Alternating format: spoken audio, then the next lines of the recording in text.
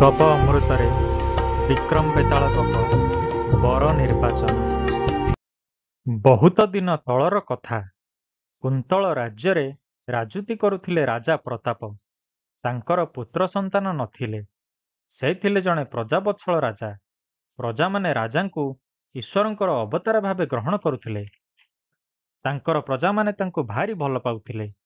ସେ ତାଙ୍କର ଏକମାତ୍ର କନ୍ୟା କାନ୍ତିମତୀଙ୍କ ପାଇଁ ଉପଯୁକ୍ତ ବର ଖୋଜୁଥିଲେ।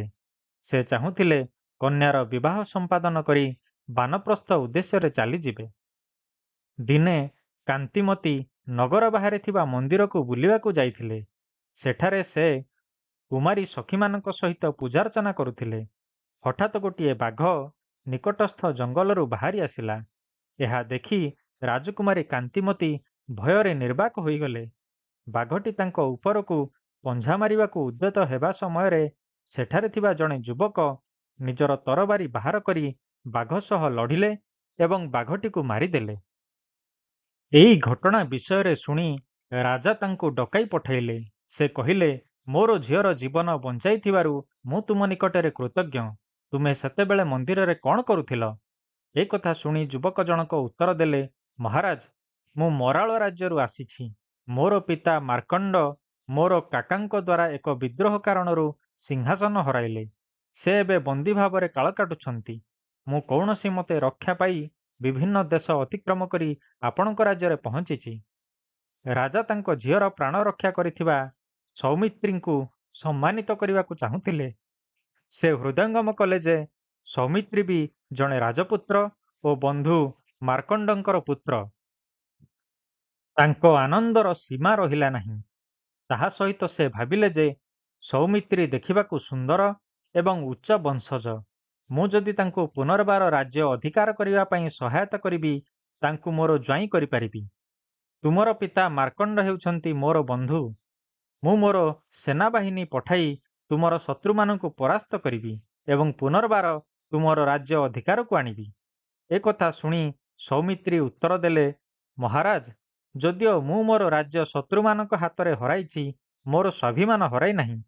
ମୋର ନିଜ ଉପରେ ସମ୍ପୂର୍ଣ୍ଣ ବିଶ୍ୱାସ ଅଛି ଯେ ମୁଁ ନିଜେ ମୋର ଦକ୍ଷତା ବଳରେ ରାଜ୍ୟକୁ ଅଧିକାରକୁ ନେଇପାରିବି। ଜଣେ ରାଜକୁମାରୀଙ୍କୁ ଉଦ୍ଧାର କରିବା କେବଳ ସଂଯୋଗର କଥା। ମୁଁ କେବଳ କ୍ଷତ୍ରିୟ ଭାବରେ ମୋର କର୍ତ୍ତବ୍ୟ ସମ୍ପାଦନ କରିଛି। ଆପଣଙ୍କର ମୋ ପ୍ରତି ଯେଉଁ ଶ୍ରଦ୍ଧା ଓ ସମ୍ମାନ ପ୍ରଦର୍ଶନ କରିଛନ୍ତି, ସେଥିପାଇଁ ମୁଁ କୃତଜ୍ଞତା ଜଣାଉଛି। ମୁଁ ଆପଣଙ୍କଠାରୁ କୌଣସି ସହାୟତା ଚାହୁଁନାହିଁ। ଏହା କହି ସେ ଚାଲିଗଲେ। ରାଜା ଟିକେ ଅପ୍ରସ୍ତୁତ ଅନୁଭବ କଲେ, କିନ୍ତୁ ସୌମିତ୍ରୀ ଆତ୍ମବିଶ୍ୱାସୀ ମନେ ହେଉଥିଲେ। ରାଜାଙ୍କର ଜଣେ ଗୁପ୍ତଚର ପ୍ରକୋଷ୍ଠ ଭିତରେ ପ୍ରବେଶ କରି କହିଲେ, ହୁଜୁର, କେତେକ ଆଦିବାସୀ ଗୋଷ୍ଠୀ ଆମର ଉତ୍ତର ସୀମା ଭିତରେ ପ୍ରବେଶ କରି ବିଶୃଙ୍ଖଳା ସୃଷ୍ଟି କରୁଛନ୍ତି। ରାଜ୍ୟର ମୁଖ୍ୟ ଆକ୍ରମଣର ସମ୍ମୁଖୀନ ହେବାକୁ ସମର୍ଥ ହେଉନାହାନ୍ତି। ଏ କଥା ଶୁଣି ମନ୍ତ୍ରୀ ରାଜାଙ୍କୁ ନମ୍ର ସ୍ୱରରେ କହିଲେ, ମୋର ମନେ ହେଉଛି ମଣିମା, ମହାରାଣୀ ଚାହାନ୍ତି ଯେ ତାଙ୍କର ପୁତୁରା ମୁକୁନ୍ଦକୁ ଆପଣ ଜ୍ୱାଇଁ ଭାବରେ ଗ୍ରହଣ କରନ୍ତୁ। ଯଦି ଆମେ ମୁକୁନ୍ଦ ବର୍ମାଙ୍କୁ ସୀମା ବିବାଦ ତୁଟାଇବା ପାଇଁ ପଠାଇବା, ତେବେ ତାଙ୍କର କୌଶଳର ପରୀକ୍ଷା ନେଇପାରିବା। ଆପଣ କ'ଣ ଭାବୁଛନ୍ତି?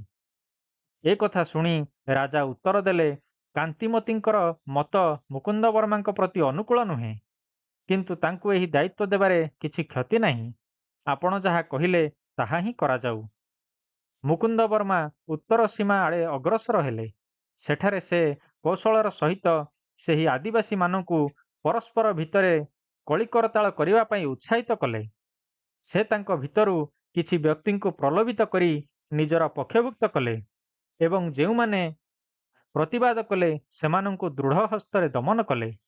ରାଜା ପ୍ରତାପ ମୁକୁନ୍ଦ ବର୍ମାଙ୍କର ଏହି ଉଦ୍ୟମକୁ ବହୁତ ପ୍ରଶଂସା କଲେ।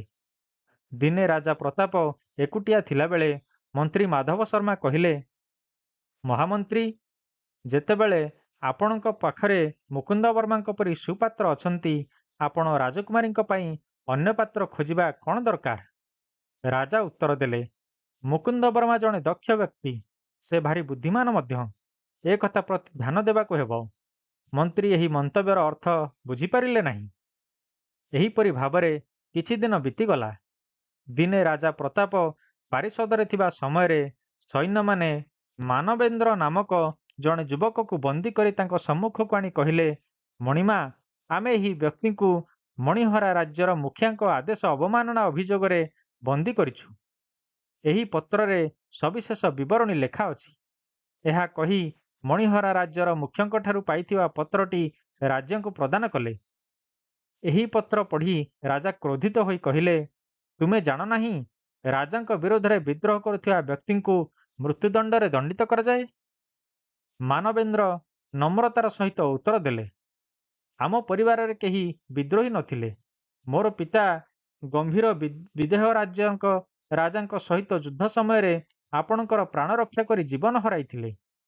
ମାନବେନ୍ଦ୍ର ନିର୍ଭୀକ ଭାବରେ ଉତ୍ତର ଦେଲେ, ହୁଜୁର, ମୁଁ ଯାହା କହୁଥିଲି ତାହା ଦେଶ ବିରୋଧରେ ବିଦ୍ରୋହ ନୁହେଁ। ମୁଁ ଆପଣଙ୍କ ନାମରେ ଚାଲିଥିବା ଅନ୍ୟାୟ ବିରୋଧରେ ବିଦ୍ରୋହ କରୁଥିଲି। ପ୍ରଦେଶର ମୁଖିଆ ମୋତେ ବନ୍ଦୀ କରିବାକୁ ଚେଷ୍ଟା କରୁଛନ୍ତି, କାରଣ ଲୋକେ ମୋ ପକ୍ଷରେ ଥିବାରୁ ସେ ମୋର କୌଣସି କ୍ଷତି କରିପାରୁନାହାନ୍ତି। ଶେଷରେ ସେ କୌଶଳ କ୍ରମେ ମୋତେ ଧରି ଦଣ୍ଡ ଦେବା ପାଇଁ ଆପଣଙ୍କ ପାଖକୁ ପଠାଇଛନ୍ତି। ମୁଁ ଲୋକମାନଙ୍କ ପାଇଁ ଏଠାକୁ ଆସିଛି ଏବଂ ଲୋକମାନଙ୍କ ପାଇଁ ସଂଗ୍ରାମ କରୁଛି। ଈଶ୍ୱରଙ୍କ ଉପରେ ସମ୍ପୂର୍ଣ୍ଣ ଆସ୍ଥା ରଖି ମୁଁ ମୋତେ ଦିଆଯାଇଥିବା ଦାୟିତ୍ୱ ସମ୍ପାଦନ କରିଛି। ମୋ ଦୃଷ୍ଟିରେ ରାଜା ହେଉଛନ୍ତି ପୃଥିବୀରେ ଈଶ୍ୱରଙ୍କର ଅବତାର। ତାଙ୍କର ଆଦେଶକୁ ଈଶ୍ୱରଙ୍କର ନିର୍ଦ୍ଦେଶ ଭାବେ ଗ୍ରହଣ କରିବି। ରାଜା ପ୍ରତାପ ମନ୍ତ୍ରୀଙ୍କ ଆଡ଼କୁ ଚାହିଁଲେ ଏବଂ କହିଲେ, ଦୟାକରି ତାଙ୍କୁ ମୁକ୍ତ କରନ୍ତୁ ଏବଂ ମଣିହରା ପ୍ରଦେଶ ଆଡ଼କୁ ଚାଲନ୍ତୁ। ଯଦି ମାନବେନ୍ଦ୍ର ଯାହା କହୁଛନ୍ତି ତାହା ସତ୍ୟ ହୋଇଥାଏ, ତେବେ ଅଧିକାରୀଙ୍କୁ ଦଣ୍ଡ ଦେଇ ମାନବେନ୍ଦ୍ରଙ୍କୁ ସେହି ପ୍ରଦେଶର ମୁଖିଆ ଭାବରେ ନିଯୁକ୍ତି ଦିଅନ୍ତୁ। ମନ୍ତ୍ରୀ ମଣିହରା ପ୍ରଦେଶ ଆଡ଼କୁ ଚାଲିଲେ ଏବଂ କହିଲେ, ଆପଣଙ୍କ ନିର୍ଦ୍ଦେଶ ମୁତାବକ ମୁଁ ମଣିହାରର ମୁଖିଆଙ୍କୁ ଗାଦିରୁ ଉଠାଇ ମାନବେନ୍ଦ୍ରଙ୍କୁ ତାଙ୍କ ସ୍ଥାନରେ ନିଯୁକ୍ତ କଲି। ତାପରେ ଦିନେ ରାଜା ପ୍ରତାପ ମନ୍ତ୍ରୀଙ୍କୁ ଡକାଇ ପଠାଇଲେ ଏବଂ କହିଲେ, କାନ୍ତିମତୀଙ୍କର ବିବାହ ସମୟ ଉପନୀତ। ଏବେ ତାଙ୍କର ବିବାହ ମଣିହରା ପ୍ରଦେଶର ମୁଖିଆଙ୍କ ସହିତ ସମ୍ପନ୍ନ ହେବ। ମାନବେନ୍ଦ୍ରଙ୍କୁ କୁହ ସେଥିପାଇଁ ଆବଶ୍ୟକ ବ୍ୟବସ୍ଥା କରିବେ। ମନ୍ତ୍ରୀ ତାଙ୍କୁ ଅଭିନନ୍ଦନ ଜଣାଇଲେ ଏବଂ କହିଲେ, ମହାରାଜ, ମୁଁ ଜାଣିଥିଲି ଏହା ହିଁ ଆପଣଙ୍କର ନିଷ୍ପତ୍ତି ହେବ। ବେତାଳ କାହାଣୀଟି କହିସାରି ବିକ୍ରମଙ୍କୁ ପଚାରିଲା, ନିଜର ଏକମାତ୍ର କନ୍ୟାର ବର ଖୋଜିଲା ବେଳେ ପୁଣି ଯେ କି ରାଜସିଂହାସନର ଅଧିକାରୀ ହେବ, ସେ କ୍ଷେତ୍ରରେ ରାଜା ପ୍ରତାପ ଉଚ୍ଚକୁଳଜାତ ସୁନ୍ଦର ସାହସୀ ଯୁବକମାନଙ୍କୁ ବିଚାର କଲେ ନାହିଁ। ରାଜପରିବାରର ସଦସ୍ୟ ମୁକୁନ୍ଦ ବର୍ମାଙ୍କୁ ମଧ୍ୟ ଅଗ୍ରାହ୍ୟ କରିଦେଲେ। ରାଜାଙ୍କ ବିରୁଦ୍ଧରେ ବିଦ୍ରୋହ କରୁଥିବା ଯୁବକ ଯେ କି ବିଚାରାଧୀନ କଏଦୀ ଥିଲେ, ତାଙ୍କୁ ମାନବେନ୍ଦ୍ର ପ୍ରଦେଶର ମୁଖ୍ୟ ଭାବରେ ଅବସ୍ଥାପିତ କଲେ। ଖାଲି ସେତିକି ନୁହେଁ, ତାଙ୍କୁ ମଧ୍ୟ ନିଜର ଜ୍ୱାଇଁ କରିବା ପାଇଁ ବାଛିଲେ। ମାନବେନ୍ଦ୍ରର ସବୁଠାରୁ ଭଲ ଗୁଣ କ'ଣ ବା? ତାଙ୍କ ପାଖରେ ଏମିତି କି ସ୍ୱତନ୍ତ୍ରତା ରହିଥିଲା? ରାଜା ପ୍ରତାପଙ୍କର ନିଷ୍ପତ୍ତିରେ କୌଣସି ସ୍ୱାର୍ଥ ଥିଲା କି, ବା ଏହି କାର୍ଯ୍ୟର କୌଣସି ବଡ଼ ଆଭିମୁଖ୍ୟ ରହିଥିଲା? ଯଦି ଆପଣ ଏହାର ଉତ୍ତର ଜାଣି ଜବାବ ନ ଦିଅନ୍ତି, ଆପଣଙ୍କର ଶିର 100 ଖଣ୍ଡରେ ଚୂର୍ଣ୍ଣ ହୋଇଯିବ। ଏହାର ଜବାବରେ ରାଜା ବିକ୍ରମ କହିଲେ, ସୌମିତ୍ରୀ ସୁନ୍ଦର, ଉଚ୍ଚକୁଳ ଜାତ, ସାହସୀ ଏବଂ ବୀର ହୋଇଥିବାରୁ ରାଜା ପ୍ରତାପ ପ୍ରଥମେ ତାଙ୍କୁ ରାଜ୍ୟ ଅଧିକାରରେ ସାହାଯ୍ୟ କରି ନିଜର ଜ୍ୱାଇଁ କରିବାକୁ ଚାହିଁଲେ। ଯେତେବେଳେ ସୌମିତ୍ରୀ ପ୍ରତାପଙ୍କର ସହାୟତାକୁ ଏଡ଼େଇ ଦେଲେ ଏବଂ ରାଜକୁମାରୀଙ୍କୁ ଉଦ୍ଧାର କରିବା ସଂଯୋଗ ମାତ୍ର ବୋଲି କହିଲେ ଓ ଜଣାଇଦେଲେ, ଏହା ତାଙ୍କର କର୍ତ୍ତବ୍ୟ ଥିଲା, ରାଜା ହୃଦୟଙ୍ଗମ କଲେ ସୌମିତ୍ରୀଙ୍କର ରାଜକନ୍ୟା କାନ୍ତିମତୀଙ୍କ ପ୍ରତି ଅନ୍ୟ କୌଣସି ଭାବନା ନାହିଁ। ସେ ଏହା ମଧ୍ୟ ଚିନ୍ତା କଲେ ଯେ ତାଙ୍କର ଆତ୍ମବିଶ୍ୱାସ ଓ ପୃଥିବୀର ଭଲମନ୍ଦ ବିଷୟରେ ସେ ଜାଣିବା ଉଚିତ। ତେଣୁ ସେ ମନ୍ତ୍ରୀ ମାଧବ ଶର୍ମାଙ୍କୁ କହିଲେ ଯେ ସୌମିତ୍ରୀଙ୍କର ଆତ୍ମବିଶ୍ୱାସ ଆବଶ୍ୟକତାଠାରୁ ଅଧିକ। ମୁକୁନ୍ଦ ବର୍ମାଙ୍କର ଇଚ୍ଛା ଥିଲା ରାଜକନ୍ୟାଙ୍କୁ ବିବାହ କରିବା ଏବଂ ରାଜା ହେବା, କିନ୍ତୁ ରାଜକନ୍ୟାଙ୍କର ଆଗ୍ରହ ନଥିଲା। ତେଣୁ ରାଜା ସବୁ କଥା ଜାଣିଲା ପରେ ଏହି ପ୍ରସ୍ତାବରେ ଆଗେଇବା ପାଇଁ ଚାହିଁଲେ ନାହିଁ। ଯଦିଓ ମାନବେନ୍ଦ୍ରଙ୍କର ରାଜପରିବାର ସହିତ କୌଣସି ସମ୍ପର୍କ ନଥିଲା, ସେ କ୍ଷତ୍ରିୟ ପରିବାରରେ ଜନ୍ମଗ୍ରହଣ କରିଥିଲେ ଓ ସାଧାରଣ ବ୍ୟକ୍ତିଙ୍କ ମଧ୍ୟରେ ବଡ଼ ହୋଇଥିଲେ। ତାଙ୍କ ସହିତ ଜନସାଧାରଣଙ୍କ ସଦିଚ୍ଛା ରହିଥିଲା। ରାଜା ପ୍ରତାପ ବିଶ୍ୱାସ କରୁଥିଲେ ଯେ ଯେଉଁ ଯୁବକ ଜଣକ ତାଙ୍କ କନ୍ୟାଙ୍କର ପାଣି ଗ୍ରହଣ କରିବ ଏବଂ ରାଜସିଂହାସନରେ ବସିବେ, ସେ ବାସ୍ତବତା ବିଷୟରେ ସଚେତନ ହେବା ଆବଶ୍ୟକ ଏବଂ ଈଶ୍ୱରଙ୍କ ଉପରେ ତାଙ୍କର ଭରସା ଥିବା ଉଚିତ। ସେ ଏ ସମସ୍ତ ଗୁଣ ମାନବେନ୍ଦ୍ରଙ୍କ ପାଖରେ ଦେଖିଥିଲେ। ଏହା ସହିତ ରାଜା ପ୍ରତାପ ଜଣେ ପ୍ରଜାବତ୍ସଳ ରାଜା ଭାବରେ ପ୍ରଜାମାନଙ୍କର ପ୍ରିୟ ଥିଲେ।